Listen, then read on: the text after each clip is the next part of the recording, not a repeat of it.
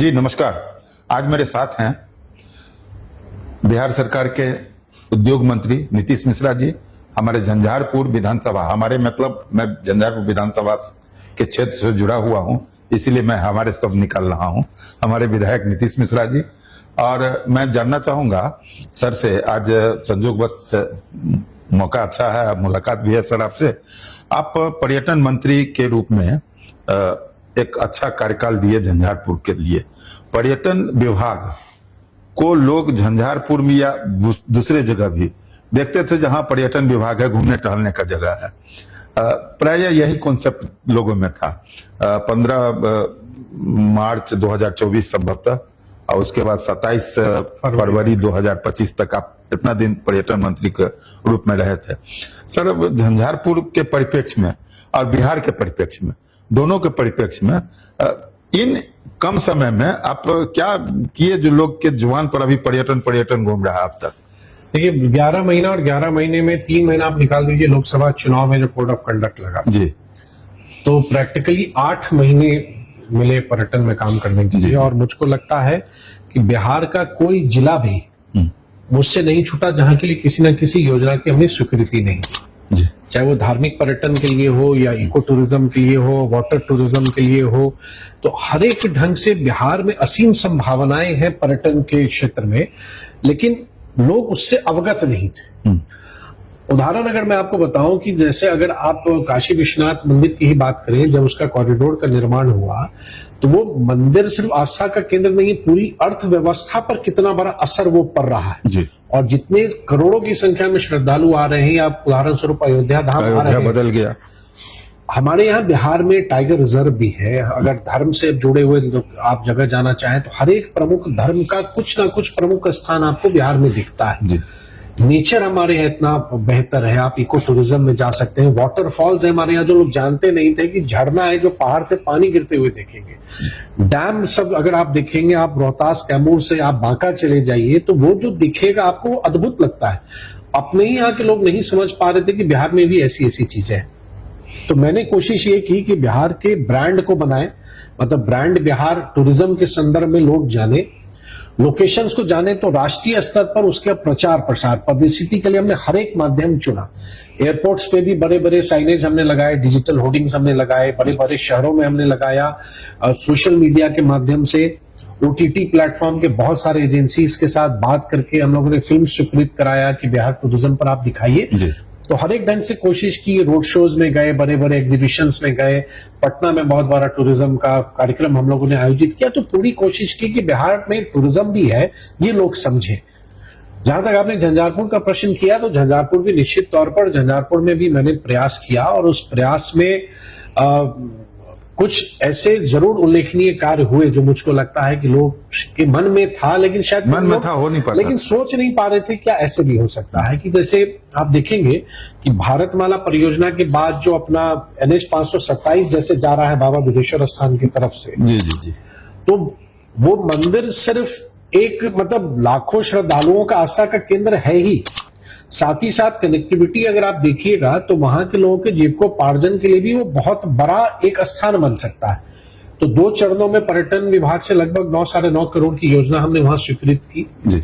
वहां जो मंदिर परिसर है वो विकसित हो रहा है, सामने तालाब है वो विकसित हो रहा है, दुकानों को व्यवस्थित किए जा रहे हैं, और बगल ही में एक रोड साइड एमिनिटी के तौर पर लोग रुकना चाहें, ठहरना चाहें, कोई कार्यक्रम करना चाहें तो वो भी एक स्कीम बनी।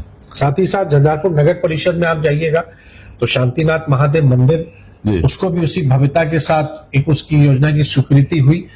एक नया प्रयास हमने किया, वो कमला व्यू पॉइंट, लोग रिवर फ्रंट कहते हैं। तो हम मुझको लगा कि अपने यहाँ, मतलब जब कमला नदी इस ढंग से है तो उसको क्यों नहीं कुछ ऐसा हम कुछ बनाए। तो एक पायलट प्रोजेक्ट के तौर पर हमने 2 स्थान पर, क्योंकि विभाग को भी थोड़ा लग रहा था कि प्रोजेक्ट कैसा होगा, नया चीज है, तो कमला व्यू पॉइंट के लिए एक एकदम NH में जो आप देख रहे होंगे जो कंस्ट्रक्शन अभी चल रहा है, लगभग काफी हद तक काम हुआ भी है जी। कि नेशनल हाईवे से भी लोग आ रहे हैं तो वहां रुके, थोड़ा सा मनोरम दृश्य को देखें, थोड़ा सा कुछ देर का रेस्ट कर लें, चाय कॉफी पी लें, कुछ हल्का नाश्ता कर लें, थोड़ा सा देख लें, रिलैक्स कर लें। तो उस ढंग से 2 स्थानों पर झंझारपुर के लिए योजना स्वीकृत की। बाद में फिर कुछ और योजनाएं हुई, जैसे मदनपुर में या कटमा खोर में, अभी हाल ही में चनौड़ागंज के लिए भी योजना की स्वीकृति हुई है, राधा कृष्ण मंदिर का। तो एक कोशिश रही, एक काम जो पर्यटन के लिए मैंने शुरू किया था जो नहीं हो पाया, लेकिन मुझको विश्वास है आने वाले समय में होगा, कि झंझारपुर में जो पुराना एक खंडर आप देखते हैं क्रीड़ा भवन, अच्छा जी हाँ, जो स्टेशन के समीप है, उस खंडर को तोड़ के वहां पर 29 करोड़ की योजना लगभग स्वीकृति के स्तर पर थी। एक होटल बना रहे थे पर्यटन विकास निगम से जी। तो अभी तो मुझको नहीं लगता है वो हो पाएगा, लेकिन मुझको पूरा विश्वास है कि चुनाव के बाद उस योजना की भी स्वीकृति मिलेगी। साथ ही साथ बहुत सारे हमारे वाटर बॉडीज ऐसे हैं जिनको डेवलप हम कर सकते हैं, जैसे मिथिला हाट एक उदाहरण आप देखेंगे अच्छा कर रहा है, तो उसको भी अलग से कुछ जमीन और वहां पे लेने की स्वीकृति मेरे ही कार्यकाल में हुई कि कुछ और बेहतर इसको वहां पर और बनाया जा सकता है। नहीं, और आप आगे बढ़ते चले जाएंगे तो जहां पर हमारा कोसी महासेतु है जी, उससे पहले भी एक लगभग 29 करोड़ की संरचना बन रही है जो रोड साइड एमिनिटी के तौर पर तैयार हो। जी जी जी। तो बहुत सारा काम हमने किया, पूरे मिथिला क्षेत्र के लिए भी किया, बिहार के हर एक हिस्से के लिए किया, कि लोग आए, श्रद्धालु आए, झंझारपुर भी बिहार और देश के पर्यटकीय मानचित्र पर दिखे, लोगों को रोजगार के नए अवसर भी वहां पर लोगों को मिले, एक आर्थिक गतिविधि भी रहे, और जो श्रद्धालु या जो पर्यटक आ रहे हैं एक सुखद और बेहतर अनुभूति, एक अनुभव के साथ झंझारपुर से लौटे। आपके समय में एक चीज और मैं देख रहा हूं कि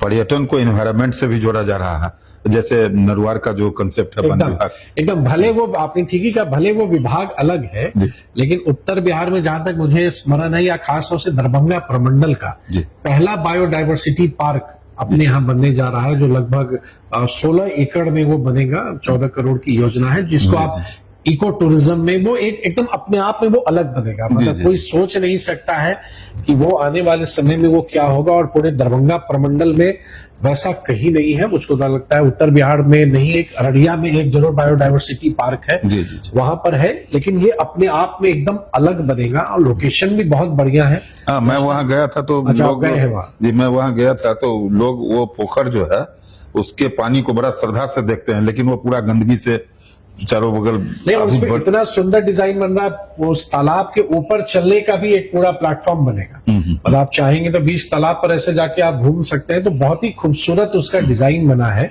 अब बहुत जल्दी कार्य भी उसमें शुरू हो जाएगा। तो मुझको लगता है कि झंझारपुर एकदम एक अलग तरह से एक झंझारपुर का इमरजेंस हो रहा है, एक झंझारपुर का एक उदय हो रहा है। सर, कुल मिला के अगर देखा जाए तो बहुत कम समय में इतना कहा जा सकता है कि आप बिहार के लोगों को, मध्यम वर्गीय परिवार हो या उच्च वर्गीय परिवार हो, साल में एक आध बार पर्यटन के लिए कहीं जाते हैं घूमने के लिए, तो आप बिहार के लोगों को बिहार में ही दिखाना चाहते हैं।